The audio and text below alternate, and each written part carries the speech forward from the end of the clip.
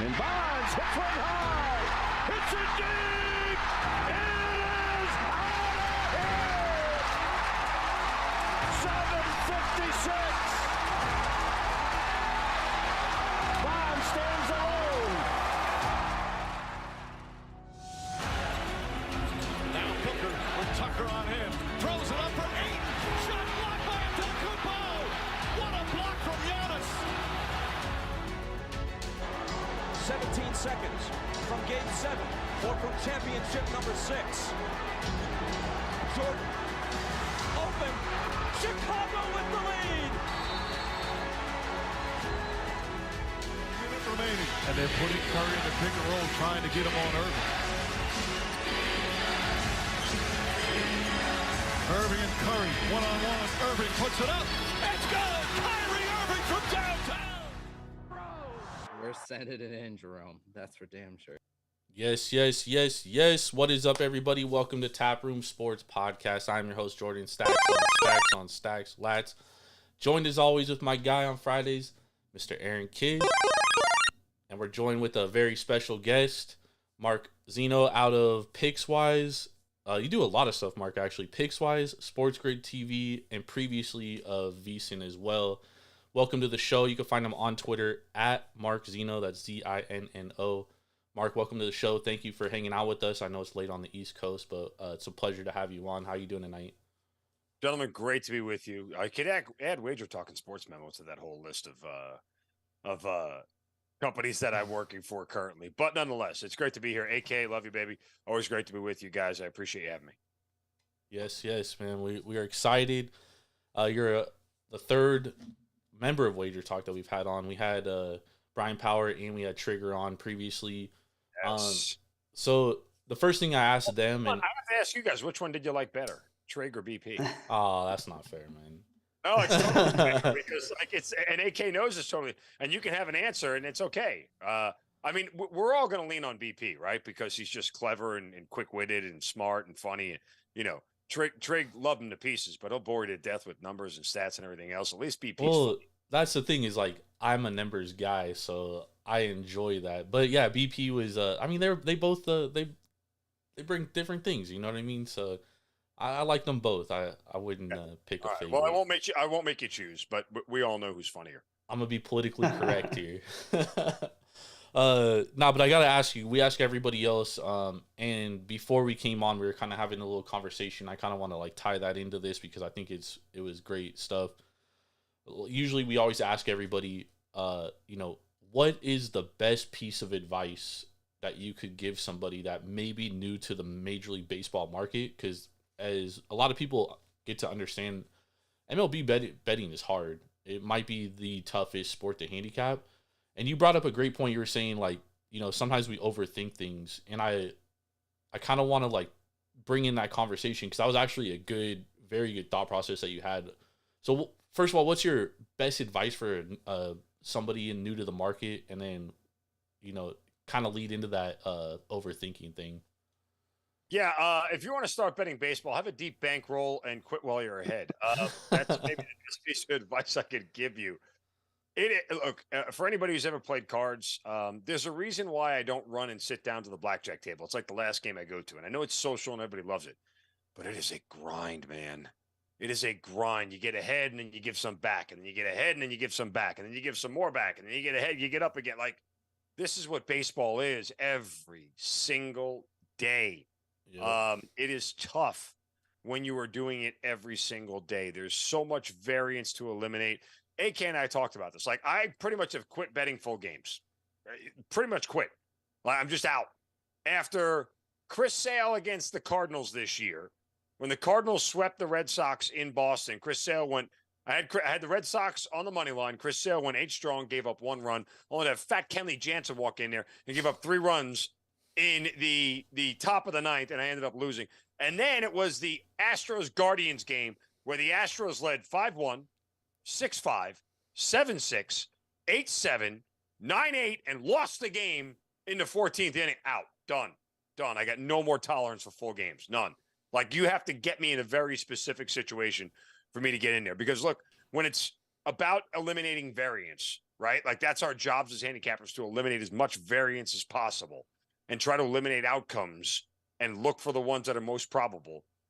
When you start adding in bullpens and you make the game longer in the game of baseball, it brings in a whole lot of things you just can't quantify.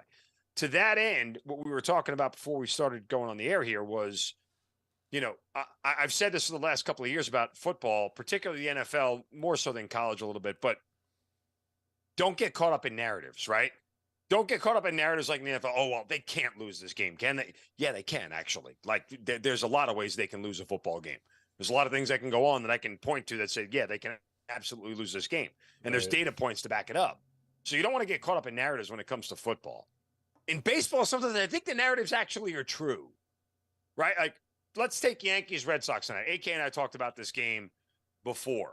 The first 3 games that the Yankees and Red Sox played of the season last week, they scored 5 runs, 4 runs, and 5 runs. Everything went under. First 5 all went under. And I told AK, because I bet the game on Saturday night last week, first 5 under, when Tanner Houck, who started tonight, and Domingo Drummond, who started tonight, and I said to them, guys, I got lucky. There were balls being wrapped all over the ballpark. There's no way I probably should have cleared that first 5 under. And it hit. And I came back tonight and said, those 2 guys are pitching again. There's no way these 2 teams are going to play another game that only scores 5 runs. They scored like 11 by the end of the 5th inning. So, I mean, it was just that. And I literally wrote that in my handicap. I'm like, it's probably time for these 2 teams to start scoring runs against each other.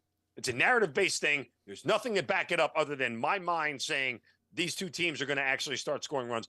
And yes, it's in a ballpark on Fenway that actually scores more runs than most parks in Major League Baseball. But this is the Yankees lineup that's batted 195 over the last 10 games. 195 over the last 10 games is the Yankees lineup. Why would I think all of a sudden that either of these teams are going to – the Red Sox batted 219 over their last 10. Why would either of these teams have an outburst? Because baseball, right? Like, that's it. Like, baseball. So, yeah, I think sometimes the narratives in baseball are true. Yeah, all right. I mean, you make a great point. And you mentioned something else. You mentioned about overthinking, that we tend to overthink baseball sometimes. Can you elaborate more on that? I mean, look, there are ways to get sharp sides in football and basketball, I think. And AK knows this about me through betting the NBA playoffs, right? Like, there are, instead of looking at like a side or a total, I can look at a team total. I can look at a first half and say, okay, well, this is why I can. And look, yeah, that's a sharp call because of X, Y, and Z. I think when you get to baseball, look, Tyler McGill, okay, is a freaking lawn chair. The guy's got a 4.80 ERA and a 1.6 WHIP. Yeah. Tonight he went out and went 7 innings of 1-hit, 1-run baseball. Like what? And he had like a 6 Sierra too. Make it make sense. Yeah. Look at the Houston Astros the last 2 nights. I bet Houston yesterday against the Nationals. I bet their team total over. Look, I didn't narrative based. I didn't want to bet on them to win the game because the Nationals were trying to avoid a sweep, right? Like that's a narrative based thing. Teams that don't want to get swept. It's hard to sweep teams in baseball. You don't see sweeps all that often, right? So I didn't want to bet on Houston. Houston hammers left-hand pitching at home and have all year long. Who's on the ground? On the mound? Mackenzie Gore. Okay, he's a lefty. Houston had like 3 hits through 8 innings in that game. Make it make sense. I don't, So sometimes you try to overthink, who's going to be great and who's not. And, I got a real good feeling on this guy. Like, I think you just look at the numbers for what they are. And stop trying to find ways to make bad teams good. Stop trying to find ways to make the Royals have an edge over the Angels. Guess what? The Royals are not a good team and the Angels are. So right now we have an undecided starter for Kansas City tomorrow. I still would rather bet the Angels. Like, why? Because they're just a much better team from top to bottom. Everything about the Angels is better. They have a better lineup, better starting pitching, better bullpen. Everything's better. Why am I going to try and find a way that the Royals can squeeze through this very small window to go out and win a baseball game, or at least not lose a game by 2 runs? Like, I just, to me, it's like, if I don't like the game, I don't like the game. But I'm not going to try to get deeper in and look for an angle that no one's really seeing, because baseball, like, it sucks. It sucks to bet. Like, and I don't say that to deter anybody, but it's just one of those things where it's like, hot streaks. What's the old adage in baseball? Momentum is only as good as the next day's starting pitcher. Right. Hot streaks in baseball are only as good as whatever game you're picking that, i.e., has the great starter or is going up against a bad starter. Like, hey, look, if you were smart enough to just fade Jordan Lyles this year and just take the other team's money line every time, you got a lot of money in your pocket. Right. You know, at what point in time did you jump on that? Was it 5, 6, 7, 8, 9? It's up to 14 now. So, and what makes that so tough is bad teams still win 50, 60, 70 games in baseball. So you get caught up, and I have done this many times in my baseball betting career. I've been betting baseball every day of my life for 4.5 years, but I've been betting baseball for 7 years. You're a maniac and a saint. And you know, you get so caught up in, okay, I'm 6-3 betting the Rocks this year. You know, we always laugh on the show. It's kind of like a going joke about me betting the Rockies, but I'll give you credit. You've been spot on with the Rockies this year. Like, I don't think you've missed often with them. You look, I think there's a decent strategy, AK, to what you're saying. Find a team you know really well and stick with them. It's just like college basketball. Right. Look for spots situationally with a team that you know, that you understand what they do well and what they don't, and who the backups are and who the subs are and who's the first guy out of the bullpen, who's good against lefties, who's good. Find those things about teams that you know really well, because look, you got 30 teams and they play so many, they play every team in the league now, right? Yeah. Like, it's not like you got 19 games against your division. They play everybody across the board this year in across a year. So, you know, I think you're smart in that, AK, to find a team that you really know, study it well, and just have enough discipline not to bet every single night. Yeah. But, you know, find a team you know really well and bet the spot situationally, and maybe just go a little bit heavier, go 4%, maybe 5%, as opposed to 2 or 3 of your bankroll, and you make a wager on it, and hopefully you come out on top. So also another point you made was, like, you know, talking about this team's not good against lefties and this team's good against righties, et cetera, et cetera. I think a lot of times people get caught up in those splits without adding any context. It's like, Mackenzie Gore is a great pitcher. Like, he's got elite stuff. There's a reason why he was a top 7 draft pick in his class, right?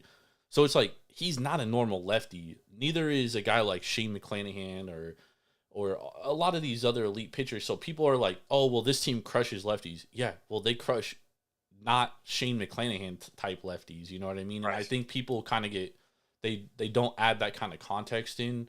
Because I'm a numbers guy, and I make my handicaps based on data, but also situationally and stuff like that, context. You know what I mean? So I think you got to kind of add it all in. To your point, Justin, one of the first things I do when I look at the board every day is I look at who the left-handed pitchers are who are starting, because there is a clear line across the board of who is really good against lefties. Atlanta, Tampa Bay, Texas, Dodgers, you know, and Angels, like, they are insanely good against lefties, like, to the point where it is an unfair advantage against lefties that they have. So, like, it was the Braves the other night when it was Kyle Freeland. That's right. Because, AK, we talked about this. Like, initially, I'm like, oh, Freeland's starting. We love the Rocks tonight, don't we? No, wait, no, hold on. Lefty versus Braves. Yeah. And what'd the Braves do? They scored like 11 runs. You know, I mean, it's just because the Braves absolutely hammer left-handed pitching. Yeah. And again, Houston was one of those against Mackenzie Gore, as I got that one wrong the other night, but neither here nor there. But to that point, it's one of the first, because you don't see a lot of lefty starters every night, right? Like, if you go down the board, let's look who the lefty starters are. Who are they playing? How does that team perform against lefties? Right? It's why one of my twins is a lefty, because, you know, eventually one day I'm going to force him to throw 95 miles an hour and get to the big leagues, and I can be rich. Yeah. With some placement. and to your point, the Astros lost against a lefty tonight and didn't score a single run. What the hell? Are we playing the Astros tomorrow? Because I feel like we have to. I kind of feel like that's a good spot to play them as well. Narrative based. They've scored exactly like 0 runs in 9 innings, or 1 run in 9 innings the last 2 nights, right?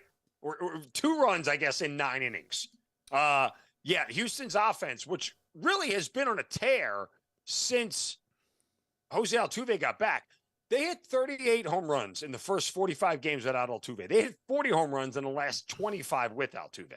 Like, the offense is just flat out better now that he's back. Yep. Like, Houston money line to me feels like, and you might even get them as a dog tomorrow. Can I look at this real quick? No, they're not. Houston they're is No, it's, like it's minus 118 I'm seeing, or minus yeah.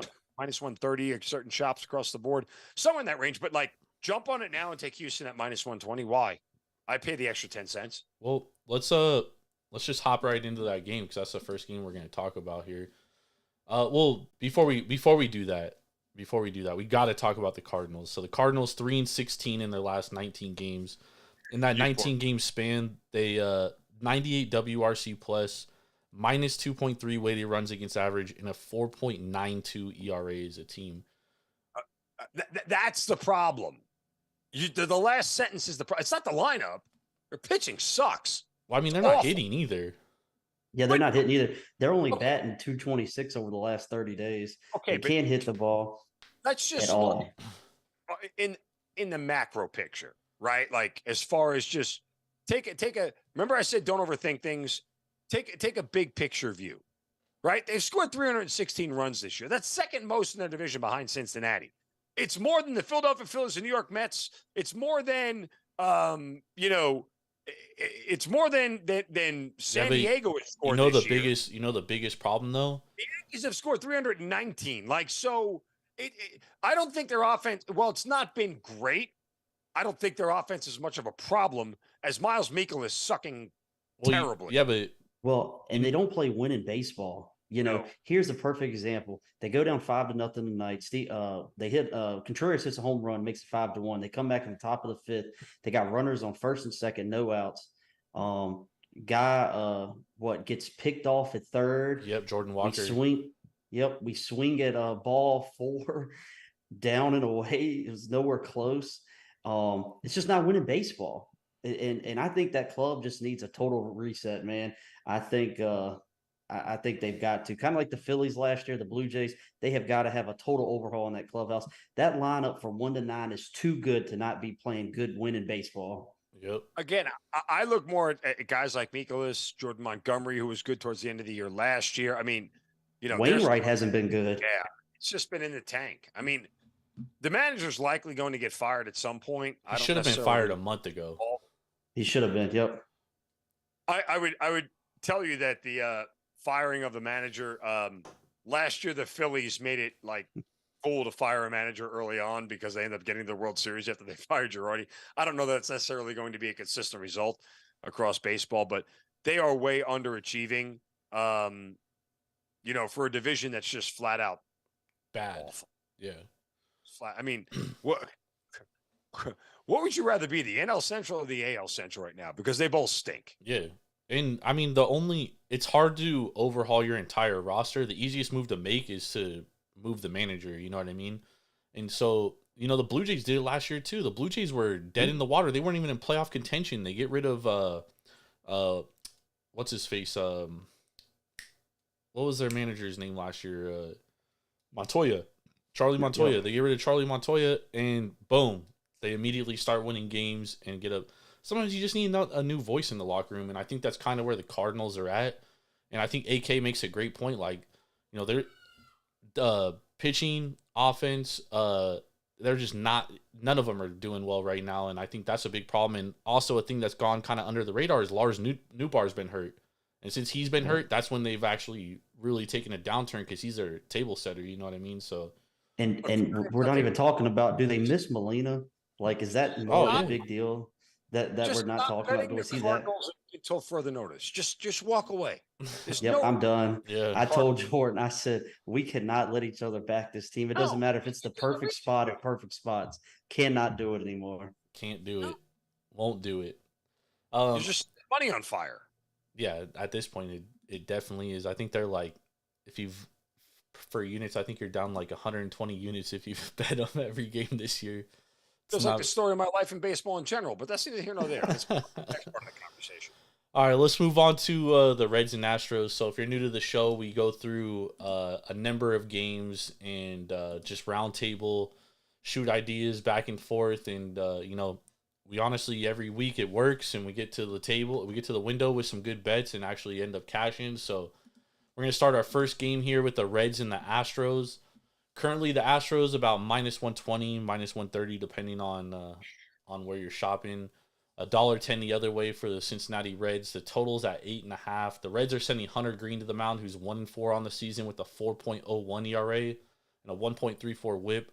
He'll be opposing Brandon Bielak, who's 3-3 on the year with a 4.01 ERA as well and a 1.59 WHIP. So very similar starting pitchers here. Mark, you're the guest. What's your initial thoughts? I know you said earlier that we should probably look at the Astros given the spot here, losing 2 in a row. But what's your thoughts here? Yeah, I mean, I'm not a fan of either of these starters per se. I think Hunter Green obviously has better stuff, but both of these guys receive some of the worst run support in baseball. Now, I have just a general problematic issue with betting an under in a full game because you have extra innings. And I've seen it. Talk about eliminating variance. Yeah, go to extras in a 2-2 game with an under of 8 and good luck. Good luck, right? And just don't even watch the rest of it and just hope your ticket cashes.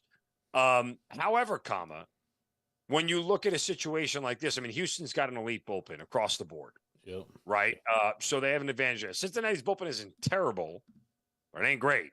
So it's not as good as Houston's. There's also zero chance Alexis Diaz pitches tomorrow. He's pitched 4 of the last 5 days. I would probably look at this spot here.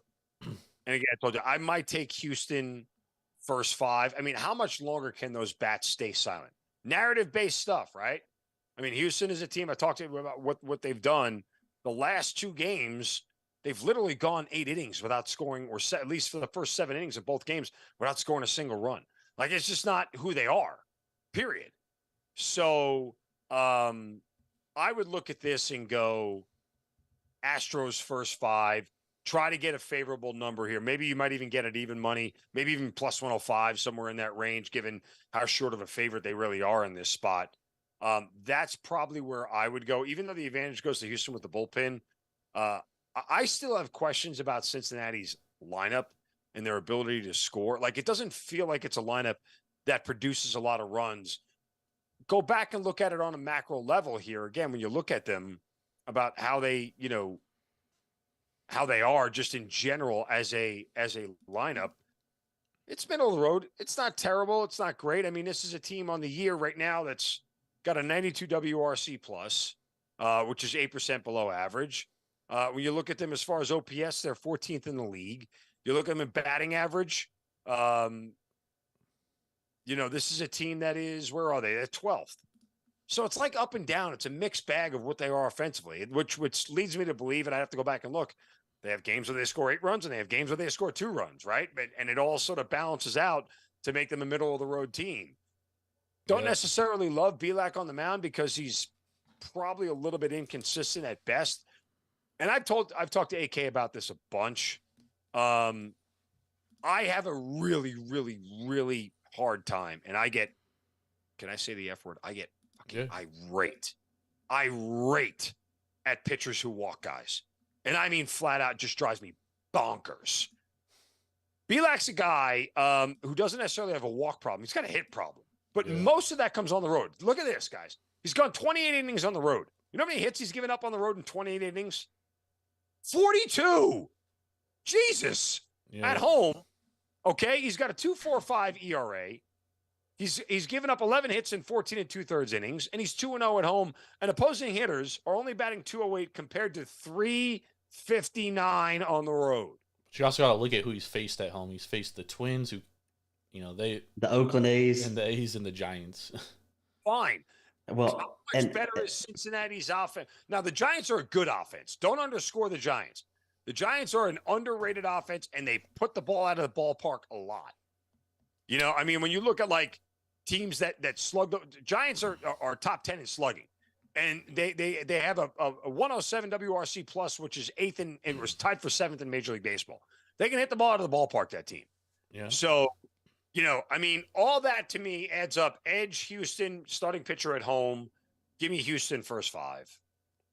Here's the thing about the Reds, though. The Reds are red hot. And when you look at those numbers, you really got to narrow it down to the last 30 days because they called up Matt McClain, who's going to be on his way. to be one of the best players, on this team. You got Ellie coming up. He's as advertised. So when you break that down to the last 30 days, I've got him as a top 10 offense in the league. Now, You got to remember Jonathan India, the rookie of the year there. And man, these guys have won 9 out of 11. If anybody follows the show, they know me and Brian Power have a ticket about 19-1 on the Reds to win the division there. Let me just add one full thing about what they've done over the last month. When you talk about the last 30 days, okay, hold on. My screen just went wrong. Give me 1 second here. My point, what I'm driving at here as I wait for my screen, is that they have, over the last 30 days, where they've played the most?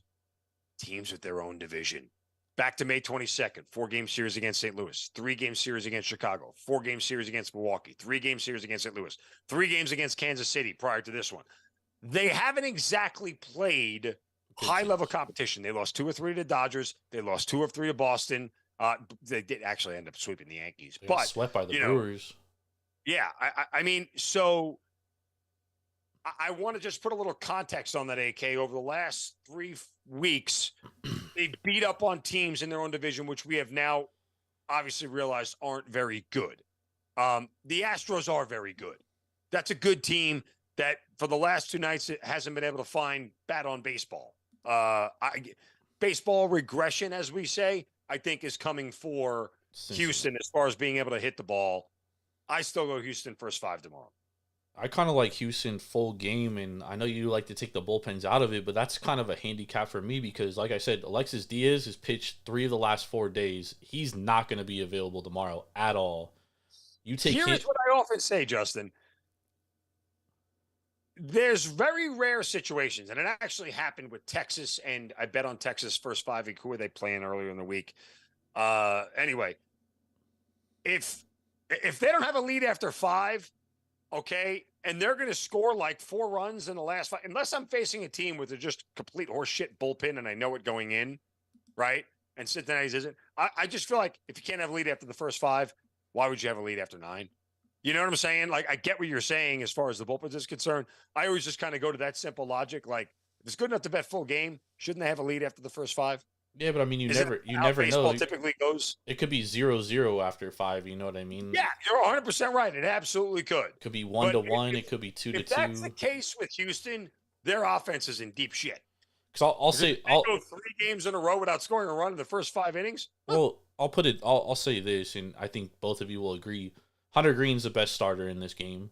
The Astros bullpen is the best bullpen in this game. Stuff in this game, yes. Well, he's better than Brandon Beeler. Let's be real, dude. He's got better stuff. I mean, his numbers don't tell me that he's better. Yeah, it does. He has a 3.34 Sierra, 3.57 xFIP. I mean, Brandon Beeler going back on the other side, 4.01 ERA, 4.6 xFIP, 4.68 Sierra. So yeah, Hunter Green's a better pitcher.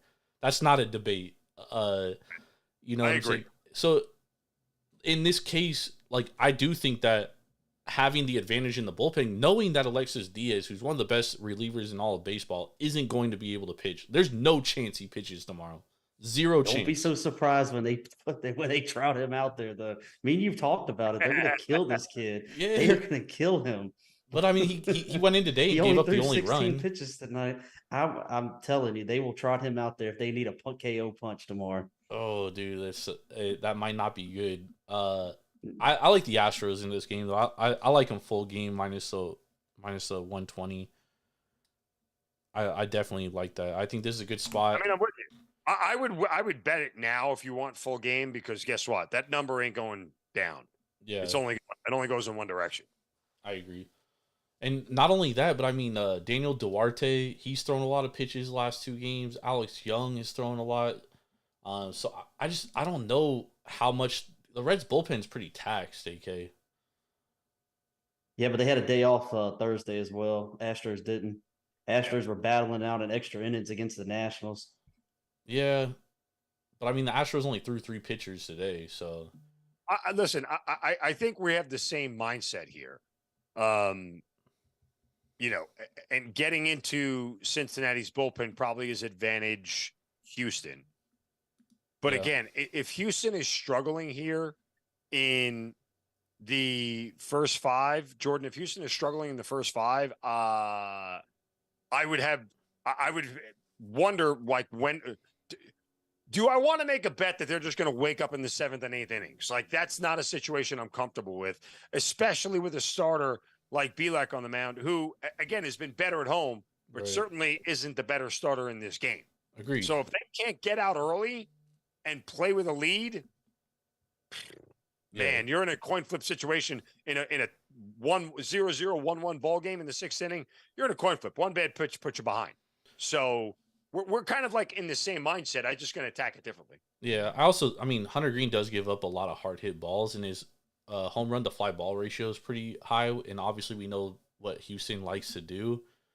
So I do think that benefits Houston. Plus, Hunter Green does tend to like struggle against good teams, good hitting teams, pretty often, and he does have terrible right-handed splits. And obviously, the Astros are going to boast a lot of righties against him. Their only lefty they're going to put in there tomorrow is Kyle Tucker. It's going to be all right-handed hitters, so that kind of favors the Astros too. And on top of that, the Reds in the last since June 1st, and they've been on a roll since June 1st, as you guys alluded to, only a 94 WRC plus and a 154 ISO. So I mean, it's not like they're tearing the leather off the ball by any stretch of the imagination. I think, Mark, to your point, I think they're just playing a lot of bad teams. Yeah, I mean that's kind of my feeling on it. And good for them. Like, you're supposed to beat bad teams, right? That's how you win a division. That's how you win games. You know, beat up on the bad teams, go 500 against the good teams. Well, they're doing that to their credit, which is why they're in first place, tied for first place. Whatever, in a crappy division. So there's that. Agreed. All right, let's move over to our next game. We're going to be talking about my Baltimore Orioles against the Chicago Cubs in Wrigley Field. This is going to be a pretty good matchup. The Cubs have been absolutely rolling, man. They've scored like 40 runs in their last 4 games. It's been some incredible offense from them. Today, they beat the Orioles 10-3. I kind of mentioned it to AK this morning. I felt like this was kind of a white flag game by the Orioles, throwing Irvin out there. Felt like they just wanted to eat some innings and not have to like really dive deep into their bullpen, and they didn't do it. You know what I mean? They wasted a lot of their bad relievers. They got the good relievers coming back, and Kyle Gibson he's been way better than I anticipated this season, to be honest. So the Orioles are throwing Kyle Gibson out there tomorrow against Justin Steele. Kyle Gibson 8-3 on the season, 3.9 ERA, 1.3 WHIP, going against Justin Steele, who's 6-2 on the year, 2.65 ERA, 1.06 WHIP. Currently, the Cubs are about $1.30 favorites. Baltimore plus 110. Yeah. Okay. Recency bias. Don't overthink it. I mean, if that's the case, the Orioles are probably laying 160 on the run line, right? Somewhere in that range. We don't have that out yet, only because we don't know the weather. They probably don't have it out yet, right? But we also don't have a total yet. Just take the Orioles on the money line. Don't overthink it. Don't. It's what I said at the top. Who's the better team here? Yeah, and Justin Steele hasn't pitched since May 31st, and AK FanDuel has a lineup Orioles plus 1.5 minus 176. That's what I've seen it at too. So I mean, and the total's at 7.5. But again, the Orioles are one of the best hitting teams on the road this year.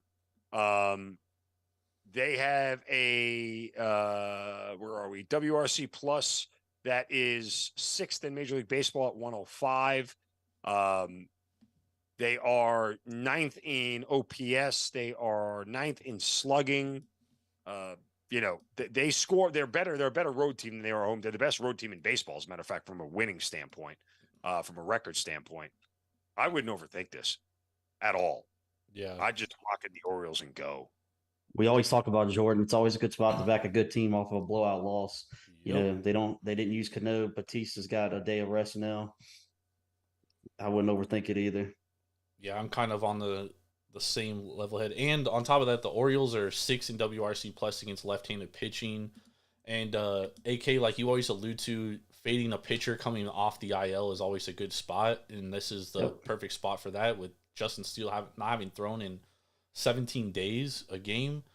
I think this is a perfect spot, and coming off the blowout loss as well. And Like I said today, dude, I felt like from the jump, the Orioles were absolutely throwing this game away. They were like, yo, if we happen to win like 10-9, we'll take it. But this is just we're gonna try and win these last 2 games. And the Cubs, like, let's be real, dude, this Cubs team isn't that good, and they've just scored 40 runs in their last 4 games, dude. They are due for we talk about regression. This is a team that's due for regression. I mean, the other way I would think to attack this, and AK is going to kind of roll his eyes at me here for a moment, but I could also look at an Orioles team total over. Yeah. Just because of how good they are on the road and how much they score. They obviously didn't have the bats today, only scoring 3 runs, but I think sending figuring out Mountcastle too, sending him to the IL. He was just in a slump, Jordan. Yeah, we talked about that.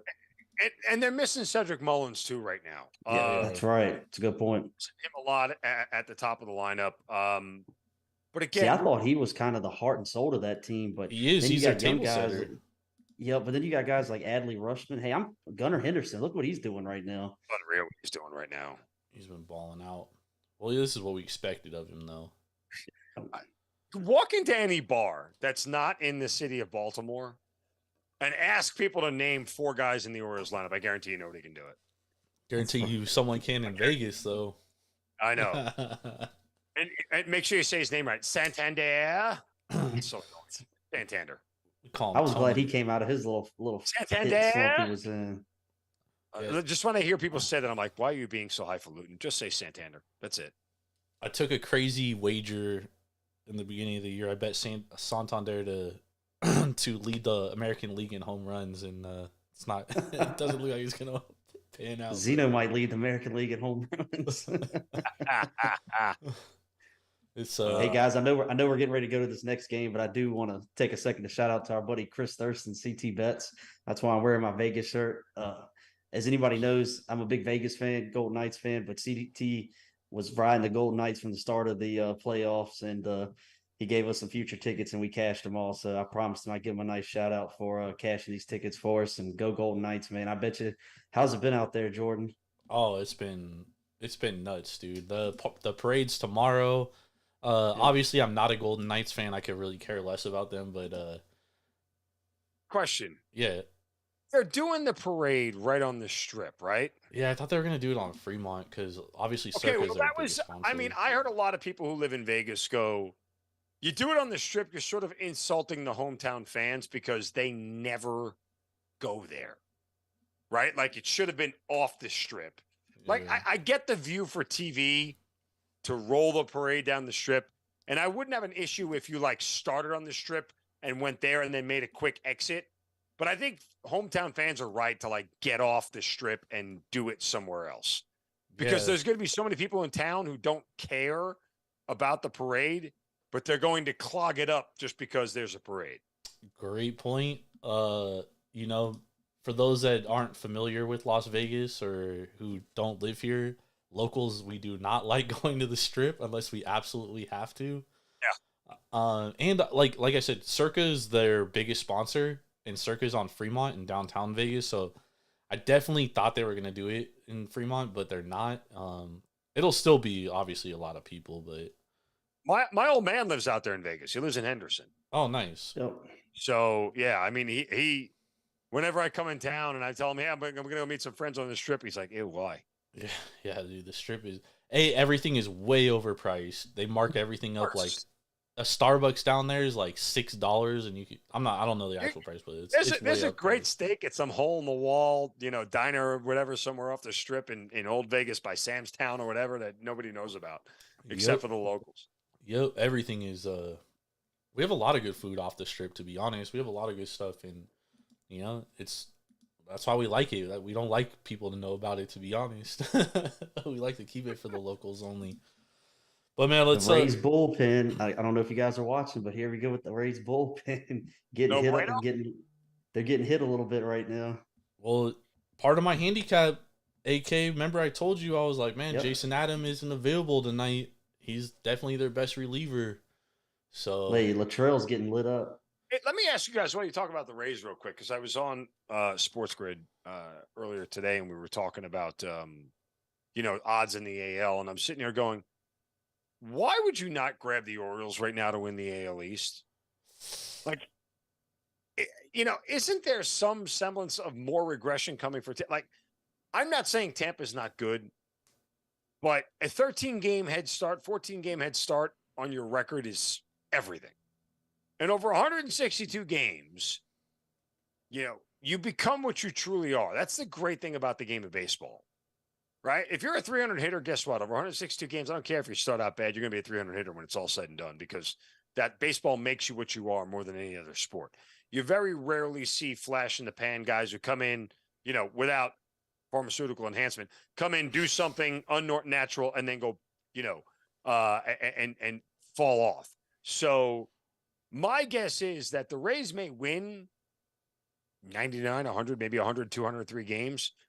But had they been 10-4 as opposed to 14-0, things just look so much different. And only 4 games. But I guess what I'm saying in the big picture here is, what's the legitimate reason to believe that the Orioles can't catch the Tampa Bay Rays at this point in time? Because I don't think there is one. I think the biggest difference is, the Orioles have I shouldn't even say that, because the Orioles have a lot of good prospects, but for some reason, Mike Elias refuses to call them up. But I mean, I love Tampa Bay. I think they're a great organization from top to bottom. I mean, these guys find guys off the street and they come in and they end up being like 3 ERA guys for like their career. It's insane. I mean, dude, they lost Rasmussen and Jeff Springs for the year, and they still like just keep chugging along. And Baz. Shane Baz didn't even start the year. He started the year on the IL with Tommy John surgery. Those are 3 starting pitchers that were supposed to be projected in their top 5 rotation and that aren't pitching. It's remarkable what they do year in and year out. But I do agree with you. There's definitely some regression coming. Jose Siri, this is a career like 180 batter, and he's fucking tearing the fucking laces off the ball this year. We'll see, but as far as the Orioles go, you have Santander, Rutschman, Cedric Mullins, and then Gunnar Henderson. Outside of those 4 guys, you just have a lot of question marks. You know what I mean? Like Ryan O'Hearn, I don't know if he can continue hitting the way he is. Jorge Mateo, he started off the year super hot, and then since May, he went on like a 3-for-80 skid, dude. he was batting like 360, and now he's batting like 220. That's how bad it's been. What's Wander Franco doing these days? Because I know he was tearing the cover off the ball throughout April. Still hitting the ball. Yeah. Okay. Because Yandy Diaz is probably the most underrated player in baseball, in my opinion. That dude is so nice when he's healthy, and he's been healthy all year. Randy Rosarina, obviously we saw what he did in 2020 in the playoffs. He can absolutely tear it up. Don't forget about Isaac holding down third base. Yeah, Isaac Paredes should be an all-star this year. They have a nice team, man. So it's hard to. I don't know. We'll see if Mike Elias grows a pair and calls up Jordan Westberg and Heston Kjerstad and maybe Connor Norby. We'll see, but it's hard to rely on rookies as well. You know what I mean? So I kind of understand. And while we're on that subject too, as someone that has a Blue Jays future to win the AL East this year, at some point they've got to start hitting the ball with runners in scoring position. It was mind-numbing having the Blue Jays yesterday, top of the 7th, top of the 8th. I and warned we got you, guys AK. on first and second, and we can't advance the runners. We can't even advance the runners. It's just so frustrating to have a lineup that good that can hit the ball that well, cannot hit for contact and advance runners, man. It is so frustrating with that team. Yeah, I've the Blue Jays plus 1,600 to win the World Series, and I have a similar bet to win the World Series and the simpatico with all of you. By the way, the Arizona Diamondbacks are on their way to their 42nd win of the year. Did you see Zach Gallen again? 7 innings, 1 run, no walks, 7 strikeouts at home. Can we just cash that season ticket over before the All-Star break, please? Look, at this point in time, we're heading. They might have 50 wins by the All-Star break easily. For needing 75 down the stretch. But, Gallen's got to be the odds-on for the Cy Young at this point in the NL. His numbers at home are insane. Like, everything is below 1 across the board. I'm trying to think of who else is in the NL. You might be right, to be honest. Zach Gallen's he's nice. Very nice. But he's so not talked about. given everybody else. Well, because where he plays. Well, that's part of it. Let me just see. Hold on. Baseball's such a regional sport. Yeah. Let me see what they have. FanDuel has for American National. So I know Spencer Strider was leading the Cy Young talk it like 2 weeks ago, but I know that's cooked now, dude. Yeah, that's probably going in a different direction now. Allen right now is plus 190 on FanDuel. Oh, there's no value. I mean, I would almost take it right now at a principle, just because, again, that thing's it'll be minus money come post All-Star break, and it won't ever go back up again. Yeah. Nice, Spencer Strider has no shot the way he's pitched this year to win it. He just not at all. Zero chance. Zero at this point. And I'm a big Strider fan, but it's just not happening. I'm trying to think of who else is in the NL that they have Kershaw as a second favorite. Wow, I was getting ready to say Clayton Kershaw. Yeah. Logan Webb. Logan Webb is at plus 950. I mean, Stroman right now is plus 2,000. Marcus Stroman's putting it together. That might be good. That might be the bet worth making, just for a goof, to throw a couple of shekels down. The only thing I would say about that is he's likely to get traded at the trade deadline, especially if the Cubs are out of it. I don't know if that hurts him. That might help his case, especially if he elevates a team to the playoffs. But what if he goes to the AL and has to go against McClanahan and Shohei? Well, yes, but I'm just saying, like, if he actually remember when Sabathia left the Indians and went to the Brewers, or was it the other way around? Yeah, it was to the Brewers. It was to the Brewers, for a half season. Right. Then he comes to the Yankees. And he just went nuts and lifted them to the playoffs. Isn't that the year he won the Cy Young? Mm-hmm. Yeah. Yep. Well, he was having a Cy Young season with Cleveland that year too, though. And not to say Marcus Stroman isn't having a Cy Young season. I'm just saying, like, if he goes to the AL and McClanahan continues to do what he's doing, I just find it. It's going to go back to the Mets. No, I kid. Here's the thing about the Cubs, though. Are they going to be sellers? They're going to be buyers at the deadline. The way they're playing, that division's no reason winnable for anybody in the NL Central to sell anything. That's what I'm saying. Yeah, but I mean, like, the Cubs have so many good young players that they could, like, really set themselves up in the next couple of years by selling a guy like Marcus Stroman. To Zeno's point, speaking of being buyers, the Arizona Diamondbacks need to get some relief pitching. Yeah, they probably do. So do a lot of teams that are contenders, dude. A lot of teams. That's the easiest thing to trade for, those relief pitching. All right, let's hop into this last game we're going to talk about. The Rays versus the Padres. Obviously, the game's going on right now in the top of the ninth. The Rays are leading 6-2. So likely they're going to win this game, barring a fucking miracle. But, you know, no Jason Adam pitching tonight, so who knows what's going to happen in the bottom of the ninth. Tomorrow we have Zach Eflin going for the Rays. He's 8-2 on the year with a 3.28 ERA and a 1 WHIP, going against Blake Snell against his former team. Narratives. 3.78 ERA, 1.33 WHIP. What do you guys think about this game? Mark, we'll start with you.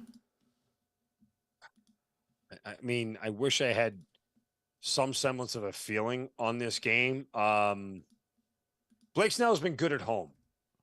For as bad as he's been on the whole this year, he's been better at home than he has been on the road. But again, I'm not in the habit of standing in front of the Tampa Bay Rays at any point in time this year. Snell's been, I mean, look, on the macro, when you got a guy with a 3.7 ERA and like a 1.3 WHIP and you see he's 2-6, like, you have to wonder at some point in time if he's had a bad run of luck with some outcomes in games and everything else. But you talk about teams that what did we say earlier about that hit left-handed pitching really, really well? Tampa Bay is in the top 3 in every category across the board when it comes to left-handed pitching. So I don't know if that's a situation where I would really like to get in front of Tampa Bay and back Blake Snell here. But, you know, again, this is a guy who's dramatically different at home than he is on the road. Opposing hitters only batting .210 against him. I would say this. This is probably the way I would attack this. I would look to one of two things, possibly even a Nerfy given the starting pitchers, but maybe a first 5 under. I mean, here's the thing about the Padres lineup is they're so damn schizophrenic. They really are. Like, there's a couple of games in a row where you look at them and like, okay, they're going to bust out. Here they go. The lineup's going to start to go. But AK and I have talked about this. Once you get past the first 4 guys, it goes off a cliff. Goes right off a cliff. Once you get past Tatis, Machado, Soto, and Bogarts. Gary Sanchez has been raking though. Yeah, Gary Sanchez has been That was raking a good pickup. Yeah. after he got dumped by Minnesota for not raking. Yeah. So, I mean, it's like in Baltimore, Aaron Hicks is raking after he got dumped by the Yankees for not raking. Like, how long does that last? I don't know. Could it last the whole season? Maybe. But here's my initial thoughts, Jordan.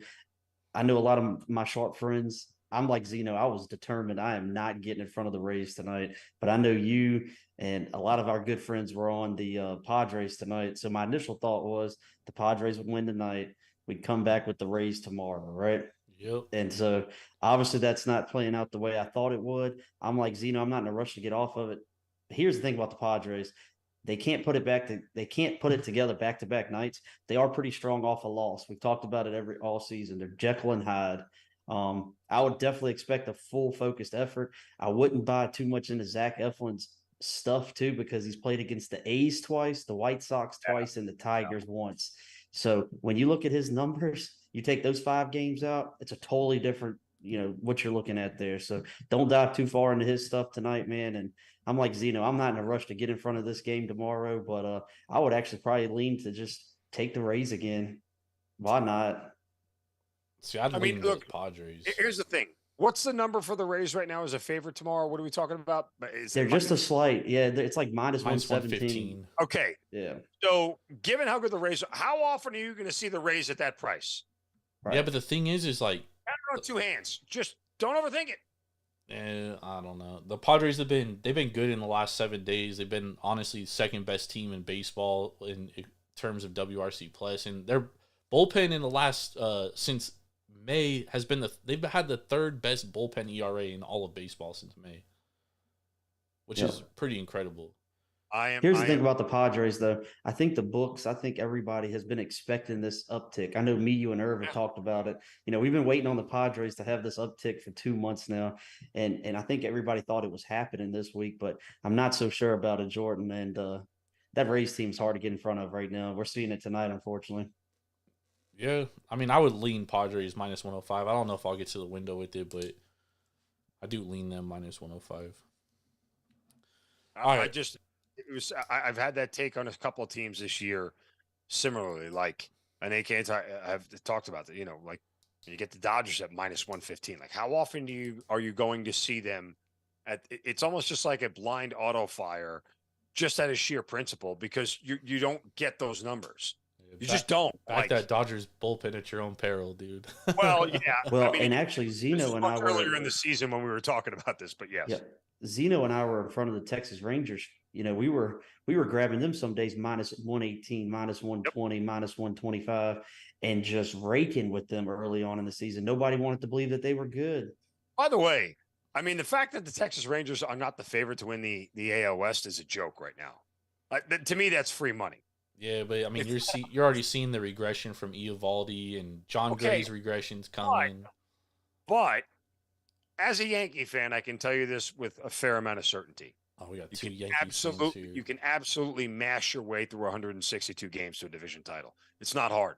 That lineup from top to bottom is the best in baseball, and they're going to keep scoring every single night. Their 2 starters in Andrew Heaney and Martin Perez get 8 runs of support every time they go out there. You don't have to be good. We're not talking about winning World Series. We're not talking about winning a playoff series. We're talking about over 162 games. When you do it over and over and over again, I'll take that lineup over any lineup in baseball right now, and that is enough for them to win that division. Because when push comes to shove, they're going to face more bad pitchers than good pitchers over the course of the next 3.5 months, and they will beat up on them. Yeah. Plus 142 run differential. It's unreal when you look at it. They're plus like 475 to win a division. What are we doing here? What are we doing? Like, just fire away. The books, they love them some Astros. All right, let's get some best bets. Let's go, y'all. Mark, what's your best bet, or 2 or 3 or however many you got for tomorrow? What do we got?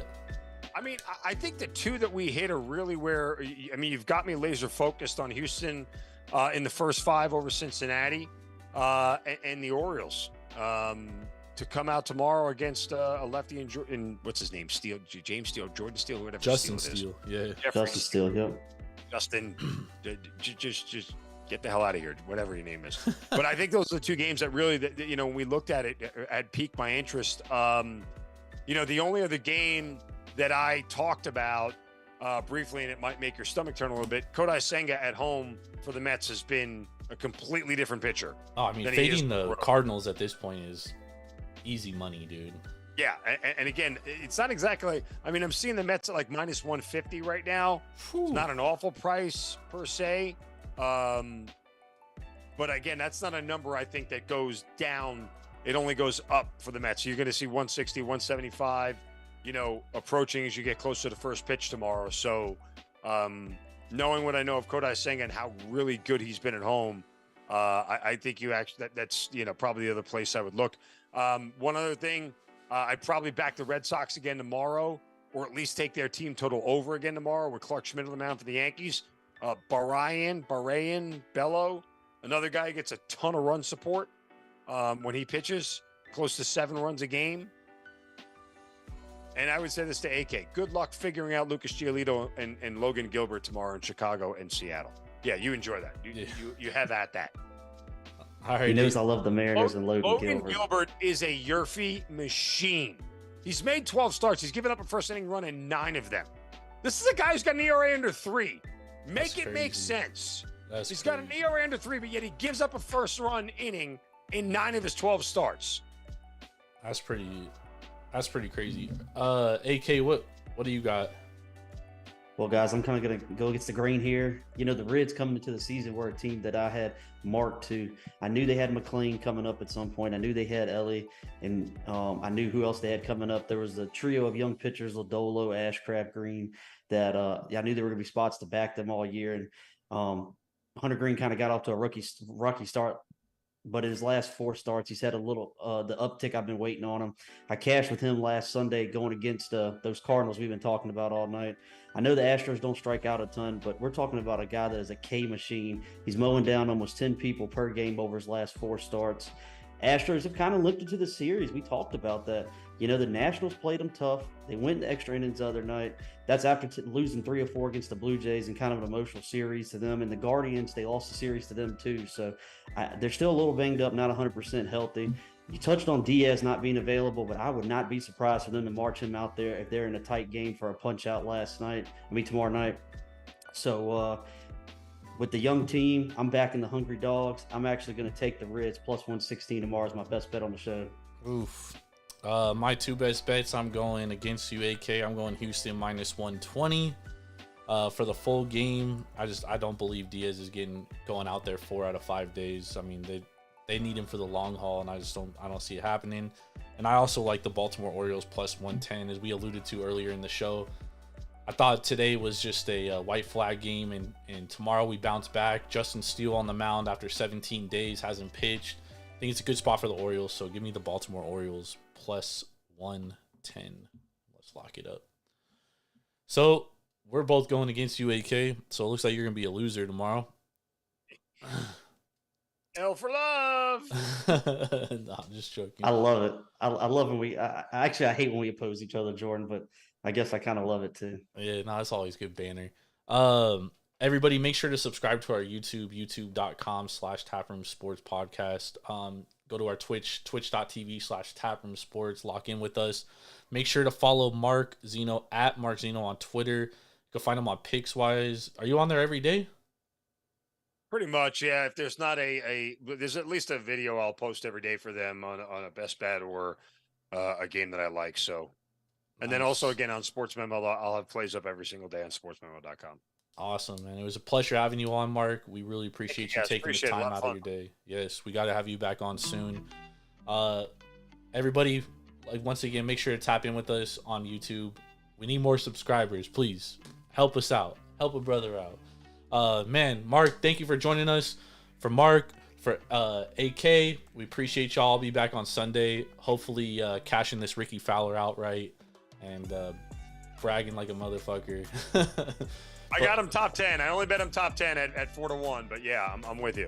Let's go, hey, Jordan, man. Also too, man, we can't end the show without talking about the shirt you have on. That's probably top 10 shirts I've ever seen in my life. So Hey, That's awesome. My vintage band tee game is on point. For those that watch the show, I get a lot of people asking me where I get all my shirts. I find them all over the fucking place, dude.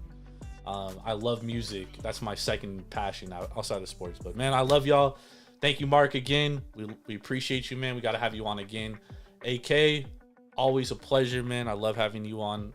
We got to get you on Sundays and Tuesdays too, bro. Yeah. Also, hey, college football preview coming up. Yes, college football preview starting next Thursday. We'll be doing the Conference USA, and then we'll be breaking down all the conferences. So we appreciate y'all. We'll see y'all later. Have a blessed Saturday. Let's get to the window. Let's get these tickets. Let's cash this money. Let's go.